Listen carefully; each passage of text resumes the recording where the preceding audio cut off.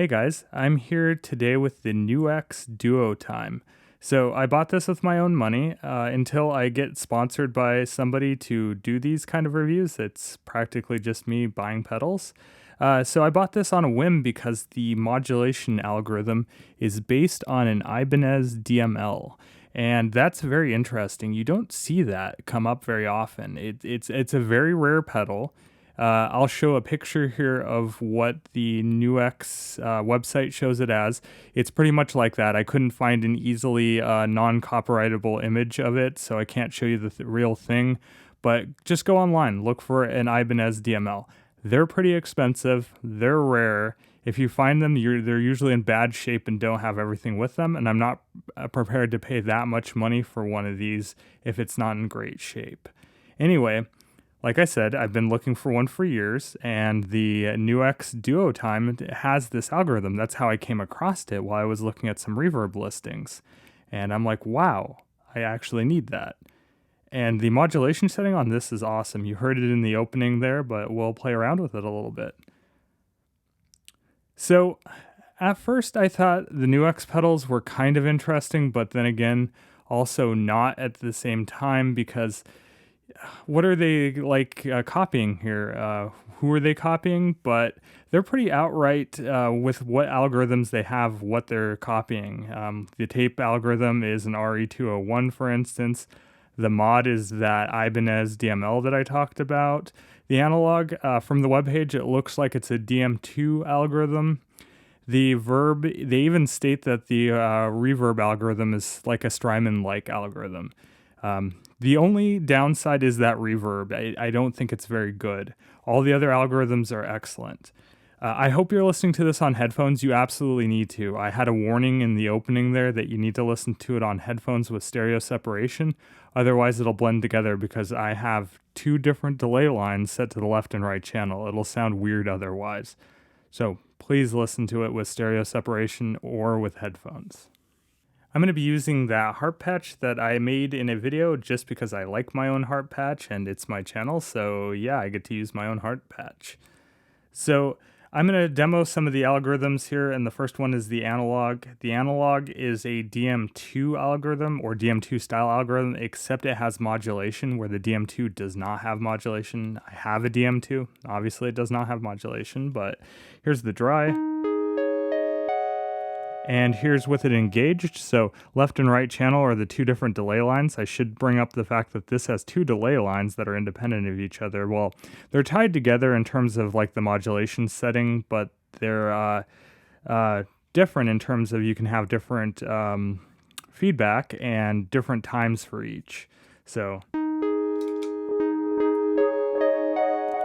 as I stated in the opening warning, that you should be listening to this on headphones, otherwise that opening would not sound as good as it did, so you have to have a stereo separation there. Studio monitor, something like that, just stereo separation. So if you have the delayed lines set to, about 30 milliseconds apart or more, then you start getting a really huge stereo image. When it's more than 30 or about 30 milliseconds, you start getting something called the Haas effect. It's like a good way to make a stereo image out of a mono source. That's how I have this plugged in right now. Minilog, just a mono source. But I can turn it, we'll do the same delay time on both, and then the stereo field will disappear. Actually, the modulation is stereo on this, so there we go. I turned off the modulation.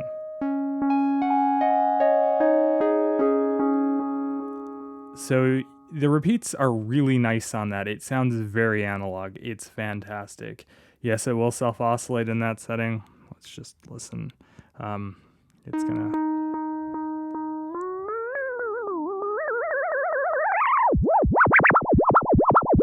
So yeah. I know somebody's going to ask about that. Not a fan of that. That's why I cranked it off there. But now let's add some modulation to that, and that's probably one of the best analog algorithms that I've heard on a pedal, especially a pedal in this price point. It's just very good. So for instance, the Line 6, the HX Stomp has very good analog emulation. The, the DD500 has very good analog emulation. The time factor has very good analog emulation. I would put this on par with all those. I haven't played too much with the Walrus one, the D1. I finally got a replacement in, so I'll be doing a video about that soon. But that sounds okay too. So yeah, this is on par with all those. Let's go to the next algorithm, which is the tape algorithm, and the tape is also really good. It's an RE201 emulation, but it only has one head, unfortunately. I wish it was a multi-head delay, but it sounds good.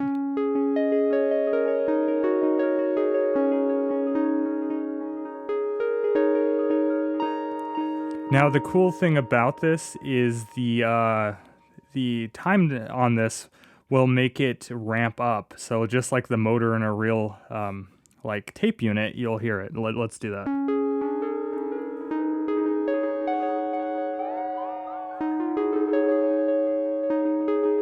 So yeah, because in a real tape unit, it takes time for the motor to spin up to the right speed. I have that on time 2 right now, so you'll hear that in the right channel. So one other thing to note, that when you're in stereo mode, the repeat or the feedback can be set differently on each delay line, and that can also add a kind of a stereo image as well. I like doing a time separation rather than a feedback separation, but just to know on that. So yeah, the tape algorithm is awesome. I wish it was multi-head, but still pretty cool. So yeah, let's go on to the digital mode, and the digital mode is your standard digital mode. I mean, not much to write home about that, except if you firmware update this, it has a tone control, and I love when a digital mode has tone control, because then every time it repeats, it'll start degrading as it keeps going back through the feedback loop. I'll show you how to access that in a second. Yeah, so standard, I'll do like half here. Let's do half on the right channel, so like 500 milliseconds to 1 second, so it's a 2-to-1, kind of like a standard ping pong.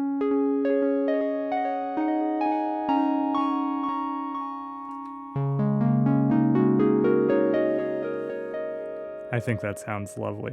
So to access that new function that was added in the firmware update, you hold the power or the on switch until it starts blinking, and now you're in alternate mode. Now the parameter, instead of setting the hardness, sets the tone. Turning it all the way up dullens the tone or deadens it.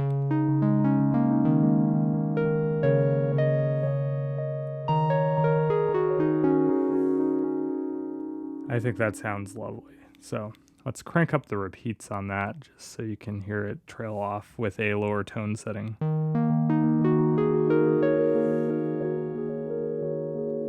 It starts just fading out into the abyss. It's one of the things I just love with digital delays that have some good filtering in the feedback loop. It's just cool. It kind of adds like a weird like haziness to every repeat. So to go back into the normal mode, let me turn the tone back down. You just hold, or you press actually, and then now you're in hardness. So hardness is just, I guess, how bright the repeats are. Almost like tone control, but not quite. It's kind of like an attack. It's almost an attack filter. It shaves off the attack harshness. Also lovely. So now I'm going to go into the mod setting, and that's the reason I bought this, because of that Ibanez DML emulation.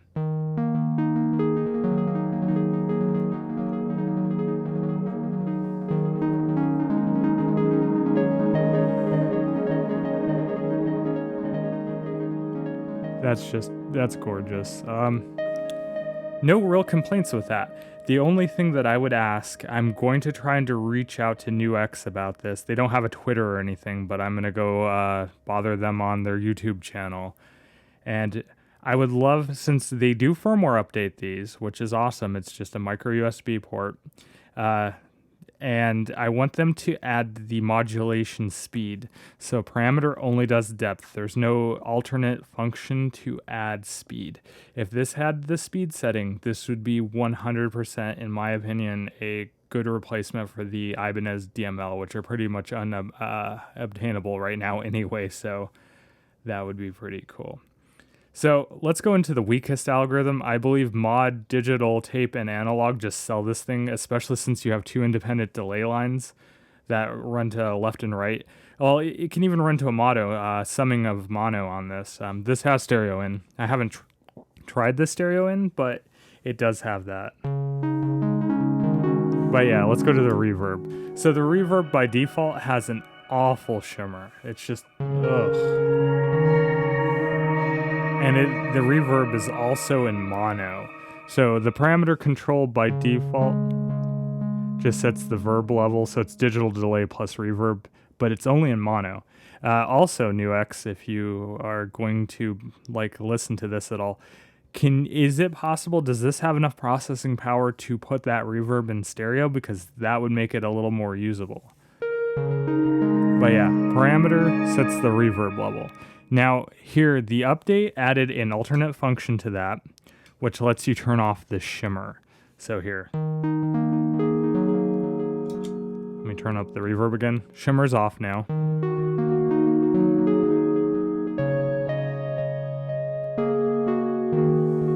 It actually sounds really good without that shimmer. If that was a stereo field on that reverb, I would use that. I would absolutely use that.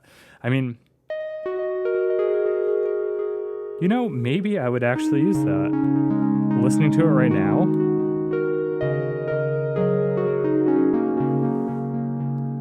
that's kind of lovely. All right, let me go over a few other things. I'm going to go to the analog delay, back to the analog delay. So some of the things that are interesting are the algorithms are only limited to a certain time per algorithm when you use the knobs. But if you use tap tempo, every single algorithm on this will basically end up being 1.8 seconds long, so 1800 milliseconds. In analog, for instance, these knobs, if I turn it all the way up, the max it'll give me is 402 milliseconds.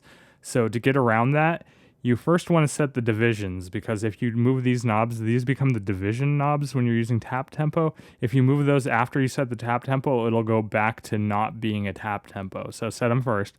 So I'm going to set this one to a whole value there, and I'm just going to set this over here to half, and now I can tap.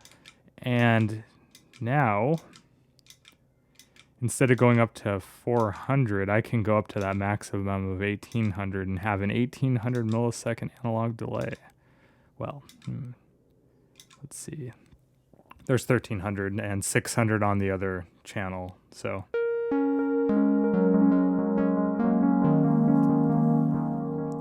Now, if you're doing some kind of Frippertronic style looping on this, and you really get the repeats up in the analog algorithm, this starts to sound unbelievably ethereal.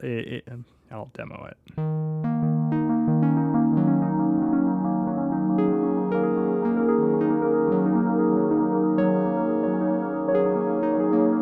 Especially when you get that modulation turned on. Let me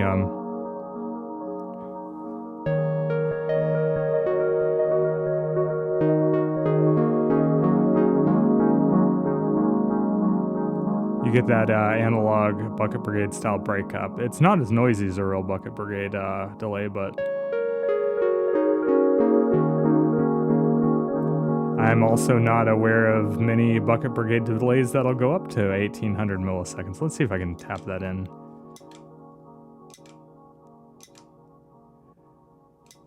There we go, 1800.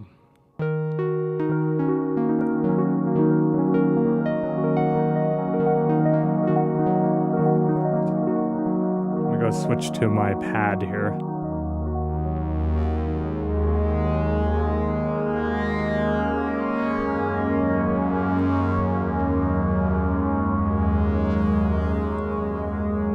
And now just listen to those repeats fade out. That's a very amazing emulation.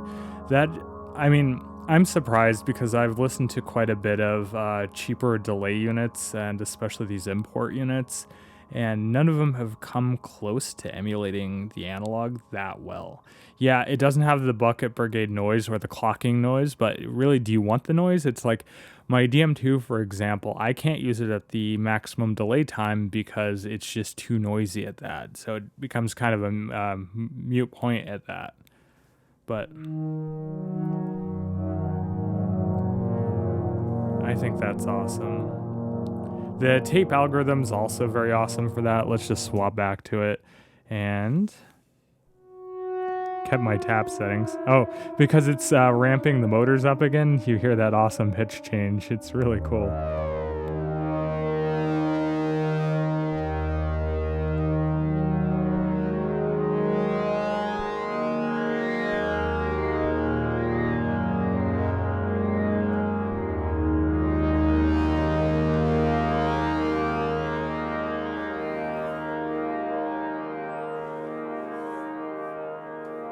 So yeah, I think that's fantastic. I really think Nux has a winner with this thing. I wish they would add a modulation speed to the mod setting.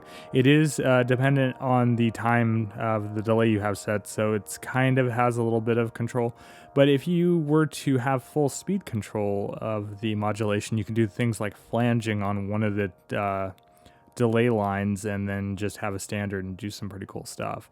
That's one of the cool things about an Ibanez DML. You can use it as like a weird just delay that can turn into a flanger and things like that, or a really cool chorus. I mean, not 100% necessary, but that's why I wanted a DML, just to mess around with. But yeah. I can't really say anything bad about it. Nux seems to update their software quite a bit, and they seem to keep things supported, which is surprising. The power supply I'm using is again, I had a video come out yesterday. I did the Flamma FS03 where I displayed the power supply that I use, which is a Dunlap power supply. I'll throw it up here on the screen again. I can't remember the model number off the top of my head, but it's a $10 power supply. Works great with this pedal. This pedal does use a lot of power. It's a 300 milliamp pedal. I don't know what platform it's running on. At 300 milliamps, I'm almost thinking this runs a Shark processor, but it could be one of those Motorola, their DSP. Those are pretty heavy in terms of power usage as well. Whatever they're using for the base processor, it's very, very powerful. As noise goes, this thing does not have any background noise that I can detect even with high gain, so that's pretty cool on its own. Anyway, thanks for watching. I think this thing is awesome. I will 100% use this in upcoming music just because of how the mod setting works. It's just so good. And even that analog emulation. I mean, I have plenty of real analog delays, but real analog delays get really muddy with synths, especially once you have the feedback really cranked up. Yeah, again, thanks for watching. Next up, I'll probably have a video of the Walrus D1. Oh, hey, and the other thing is I ended up getting two other Nux products. I got the Atlanta or the Atlantic, which I thought was a Strymon Flint knockoff, but totally is not. I mean, it looks like one, but it's a delay in reverb and not a tremolo reverb. That thing is awesome, other than the fact that it only has a mono input. I'll do that soon as well. But I also picked this guy up, the analog chorus from Nux, and this was interesting because most analog choruses tend to be CE2 emulations. I believe this is another Ibanez. I guess one of their DSP engineers over there just loves Ibanez pedals or Maxon pedals, so yeah.